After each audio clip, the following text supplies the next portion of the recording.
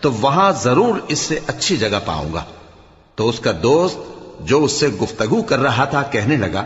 کہ کیا تم اس ذات سے کفر کرتے ہو جس نے تم کو مٹی سے پیدا کیا، پھر نطفے سے، پھر تمہیں پورا آدمی بنایا؟ مگر میں تو یہ کہتا ہوں کہ اللہ ہی میرا پروردگار ہے، اور میں اپنے پروردگار کے ساتھ کسی کو شریک نہیں کرتا۔ اور جب تم اپنے باغ میں داخل ہوئے تو تم نے ما شاء اللہ لا قوت الا باللہ کیوں نہ کہا؟ اگر تم مجھے مال و اولاد میں اپنے سے کمتر دیکھتے ہو تو عجب نہیں کہ میرا پروردگار مجھے تمہارے باغ سے بہتر عطا فرمائے، اور تمہارے اس باغ پر آسمان سے آفت بھیج دے تو وہ صاف میدان ہو جائے، یا اس باغ کی نہر کا پانی گہرائی میں اتر جائے تو پھر تم اسے تلاش نہ کر سکو، اور اس کے میووں کو عذاب نے آ گھیرا اور وہ اپنی چھتریوں پر گر کر رہ گیا، تو جو مال اس نے اس پر خرچ کیا تھا اس پر حسرت سے ہاتھ ملنے لگا۔